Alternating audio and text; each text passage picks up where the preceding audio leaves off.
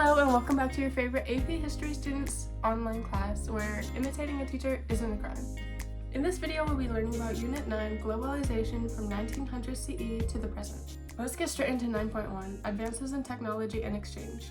First, let's get into globalization for whoever doesn't yet know what that means.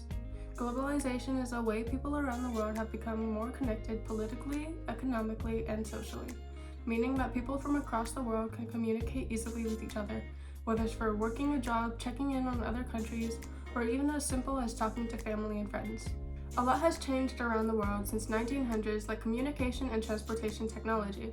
One of the big technologies to increase communication was the radio, which allowed individuals and families to listen to other people talking through the radio. As time went on, new cellular technologies like the phone were made. Phones allowed people to communicate with each other from further distances and now have the ability to communicate across the world, including social media, where people can talk about whatever they want and grow audiences to agree or disagree. Some technologies that improved our transportation started as ships and small aircraft, which could move people and goods from one place to another in a matter of weeks, while now we have better planes that can transport in a matter of hours. Not only was it that our communication and transportation improved, but also energy technology. Back in the 1900s, people would burn coal in order to produce energy for factories, and nuclear energy was used in order to make nuclear bombs. Now we use petroleum energy, fossil fuel, for our energy source. Many things could take natural gas to power them. Shifting to agricultural technology, in the 20th century, the Green Revolution occurred. This was a revolution because scientists developed a new kind of grains and wheat that yielded more abundant harvests and were more resistant to pests. One significant way they did this was through genetic engineering. They would use an increase of fertilizers, pesticides, and irrigation. All of this was to give people a supply of food due to the rapid growth of our population. Sadly, the small farms who couldn't afford these things would then be put into the hands of corporations. Lastly, let's talk about medical technologies. Some significant medical advances include antibiotics, which kill bacterial infections. While the first antibiotic was made in 1928, called penicillin, it saved the lives of many people, like soldiers in war who would normally die from infections. Now in normal day time, we use vaccines, which were not invented during the 20th century, but were used way more than during the 1900s. Birth control was also a big invention, which also started to give women more rights while choosing to or not to have a baby.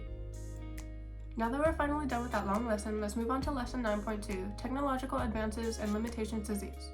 Although there have been many medical innovations, the spread of disease remained persistent. Some poverty diseases include malaria, a pandemic, tuberculosis, a pandemic, cholera, a pandemic, and polio, an epidemic. There were also some diseases associated with longevity, such as heart disease and Alzheimer's disease. Emerging pandemics include Ebola, HIV/AIDS, and the Spanish flu.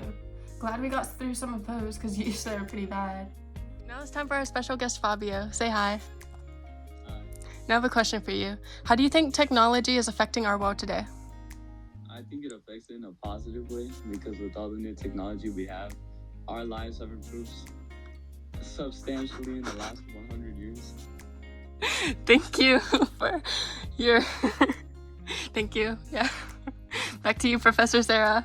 Thank you, Reporter Sarah. Now moving on to 9.3, Technology and the Environment. This lesson talks about how our technology has affected the environment from the 1900s all the way until today, 20th century. Let's start with deforestation. Because of the increased need for food in the world, more land needed to be used for agriculture, resulting in cutting down trees for enough land to grow crops.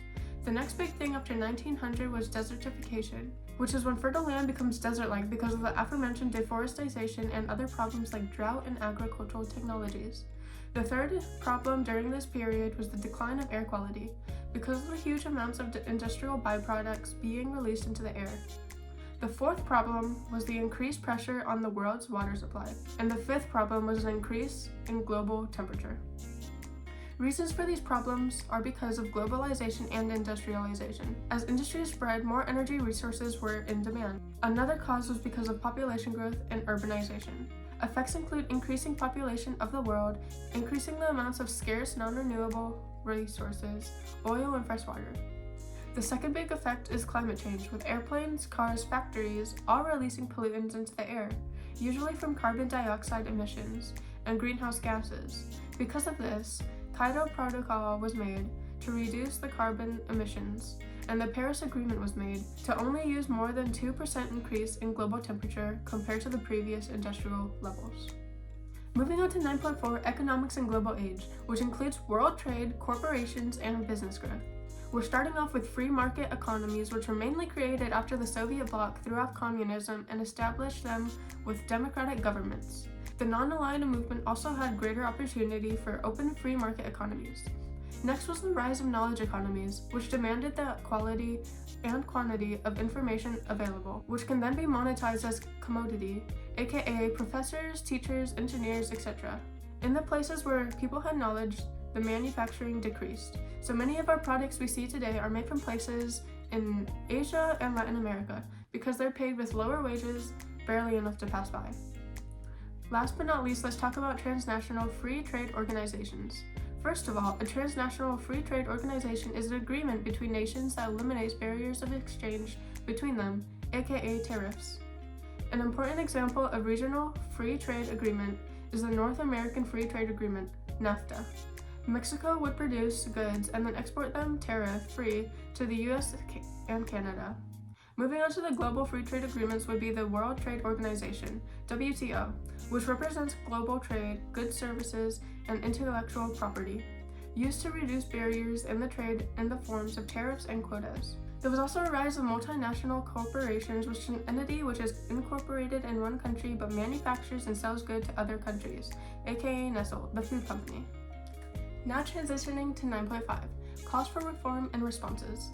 The first major manifestation of this new dialogue was the Universal Declaration of Human Rights, created by the United Nations in 1948, which stated the basic human rights to which protect the rights of those citizens. In 1975, there was the United Nations First World Conference on Women, eventually eliminating all forms of discrimination against women, creating the Bill of Rights for Women, including provisions for women's suffrage, the right to marry a spouse of their own choosing, equality in education, and the right to use birth control. As of culture, the Negritude movement was in place in French West Africa, which glorified African culture. There was also the liberation theory, where people would have religious belief Jesus was on the poor people's side against the rich. Starting in 1948, racial equality started this movement, which had apartheid. Nelson Mandela had a goal to create more equitable South Africa. He was imprisoned, which was then spread as a word to people across the globe who would then go against the apartheid system, eventually getting rid of it. Transitioning to the caste system in India in 1949, the discrimination against the Dalit was constitutionally banned, trying to correct the long-standing abuses towards the people in India.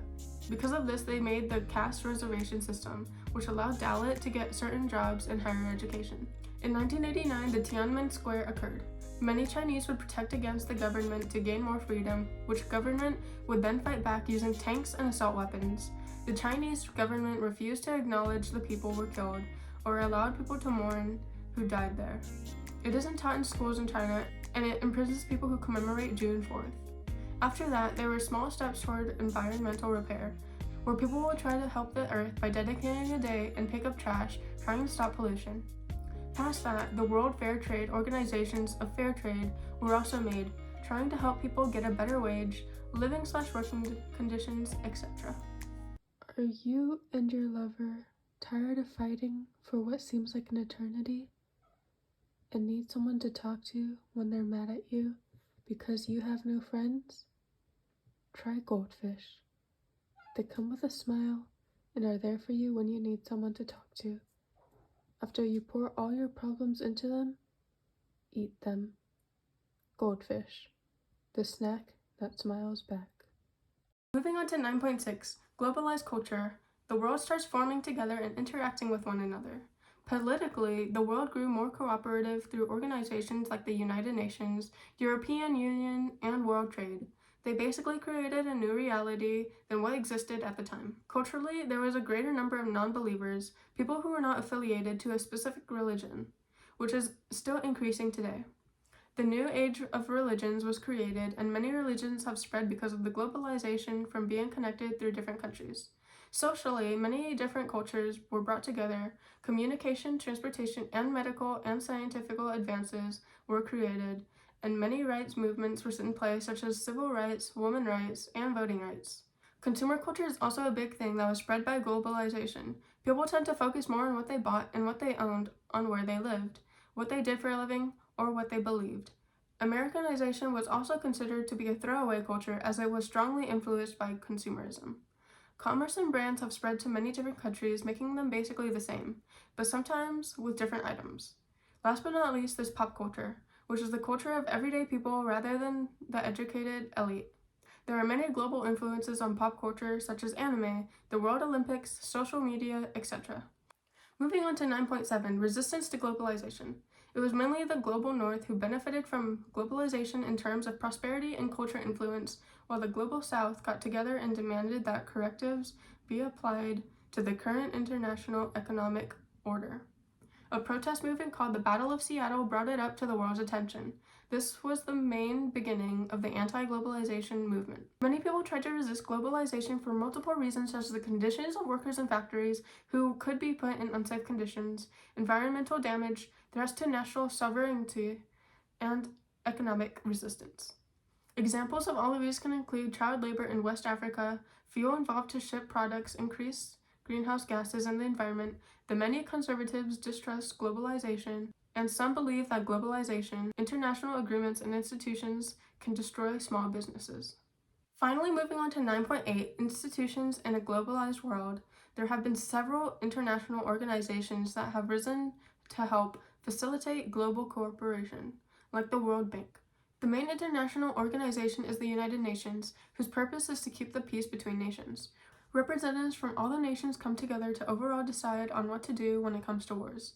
To do this, they negotiate and discuss with each other. Another way to keep the peace is from their Security Council, which can then choose whether or not to use military force. The UN Security Council consists of 5 permanent members: the US, Russia, France, China, and Great Britain, which holds veto power over any measure proposed, which made it difficult for the UN to keep the peace. The International Court of Justice settles disputes between nations when international law is applicable. The UN is also there to facilitate international cooperation, like the establishment of certain universal human rights, as the Universal Declaration of Human Rights. These rights include the right to life, prohibition of slavery and torture, equality among genders and ethnicities. The Economic and Social Council of the UN directs all the humanitarian and economic projects that member nations agree to, like protecting refugees, as in providing them basic necessities like food and shelter. Non-government organizations also try to do this as well, like the International Peace Bureau, which has devoted its energies to convince nations to reduce military spending and nuclear disarmament. And that's finally it for Unit 9, Globalization from 1900 CE to present time. I hope you enjoyed my pain and suffering, but most importantly, I hope you learned something from this video. Please give me an A. Thank you, Miss Mesa.